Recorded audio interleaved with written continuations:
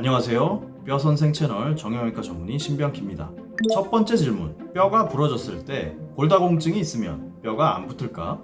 두 번째 질문, 뼈가 부러졌을 때 골다공증 치료제를 일부러 쓰면 부러진 뼈가 훨씬 더 잘 붙을까? 이 두 가지 궁금증 골절 환자분들께서 많이 문의 주시는 내용입니다. 특히 골다공증을 이미 가지고 계시는 장년층, 노년층 환자분들께서 궁금해하시죠. 이번 시간 이에 대한 답을 해드립니다.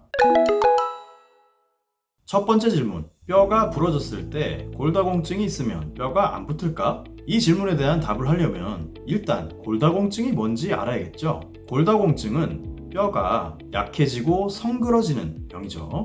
아시다시피 우리의 뼈는 그냥 정체된 구조물이 아닙니다. 단단하고 모양이 바뀌지 않는 게 뼈이다 보니 젊었을 때 만들어진 뼈가 그냥 그 자리에 그대로 있는 것 같지만 사실 그 속을 들여다보면 새로운 뼈가 계속 생성되고 있고 오래된 뼈 세포는 흡수돼서 사라지고 있죠. 골다공증이 생기는 원리는 간단합니다. 뼈가 새로이 생성되는 속도보다 뼈가 없어지고 흡수되는 속도가 더 빠른 거죠. 그렇다면 골다공증 환자분이 뼈가 부러졌다면 뼈를 새로 만드는 힘이 부족하니까 뼈가 잘 안 붙는 거 아닌가? 골다공증이 있는 골절 환자분이라면 당연히 궁금하실 텐데요. 많은 의학자들도 이에 대한 의문을 가지고 여러 연구들을 해왔습니다. 그런데 말이죠. 사실 의학자들도 아직까지는 명확한 결론을 내지 못한 상태입니다. 단 지금까지 연구된 근거만을 토대로 간단히 설명드리자면 이렇게 짧게 정리할 수는 있어요. 동물 실험 결과로는 골다공증이 있을 때 부러진 뼈가 붙는데 안 좋은 영향이 있는 것으로 보인다. 단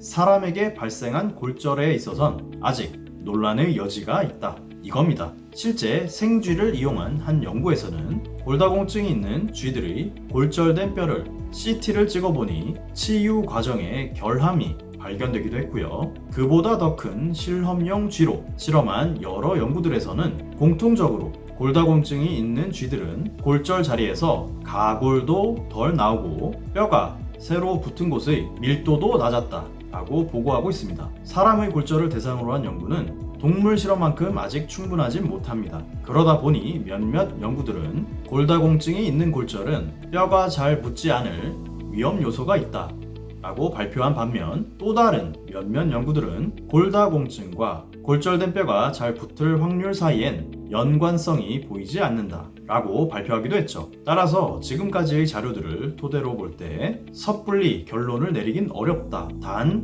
다양한 동물 실험의 결과들을 보았을 때 골다공증은 부러진 뼈가 붙는데 어떠한 영향도 주지 않는다 라고 단정 짓기는 어려울 것 같다. 이렇게 애매하게 결론을 내야 될 것 같네요. 두 번째 질문입니다. 골다공증 치료를 받으면 부러진 뼈가 더 잘 붙는가? 이것 역시 굉장히 중요한 질문이죠. 골다공증 치료제란 결국 약해진 뼈를 단단하게 밀도 있게 만드는 치료입니다. 그렇다면 당연히 골절 치료를 할 때도 골다공증 치료제가 도움이 되지 않을까? 라는 의문을 가져볼 수 있겠죠. 결론만 말씀드릴게요. 현재 국내에서 골다공증의 1차 약제로 가장 많이 사용되는 약은 두 가지입니다. 비스포스포네이트 그리고 데노수맙, 이 두 가지인데요. 이 두 가지 약제는 부러진 뼈가 더 잘 붙게 한다는 근거가 없거나 아직 부족합니다. 여러 동물 연구 및 인체 골절 연구들에서 이를 확인한 바 있어요. 그런데 모든 약이 다 효과가 없는 건 아닙니다. 부갑상선 호르몬을 이용한 골다공증 치료제의 경우 부러진 뼈가 더 잘 붙게 하는 효과가 있다 라고 어느 정도 밝혀져 있습니다. 단 여기서 아셔야 될 게 있어요.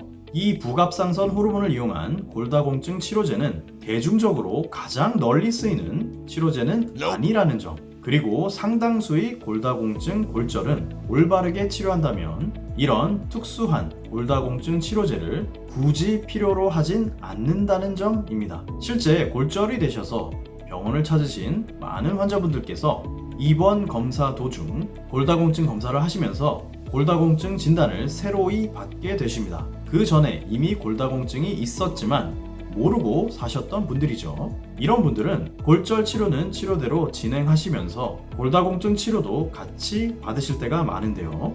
사실 이때 골다공증 치료의 목적은 골절된 뼈가 빨리 붙게 하는 게 아닙니다.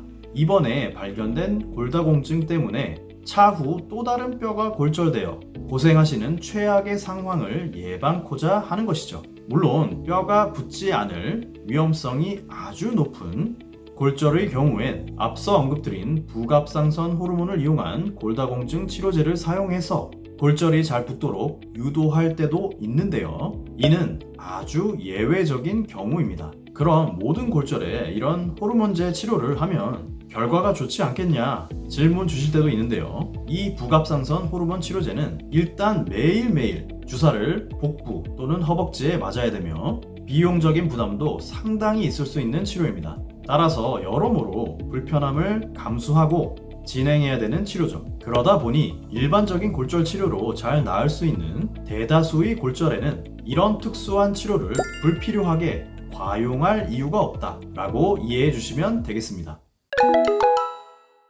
이번 시간에는 골다공증과 골절 치유, 그리고 골다공증 치료제와 골절 치유 각각의 연관성에 대해 알아보았는데요. 골절로 고생하시는 장년층 및 노년층 환자분들께 이번 시간 내용이 조금이나마 도움이 되셨으면 좋겠습니다. 지금까지 뼈선생 채널, 저는 정형외과 전문의 신병기였습니다. 모두 건강하시고요. 감사합니다.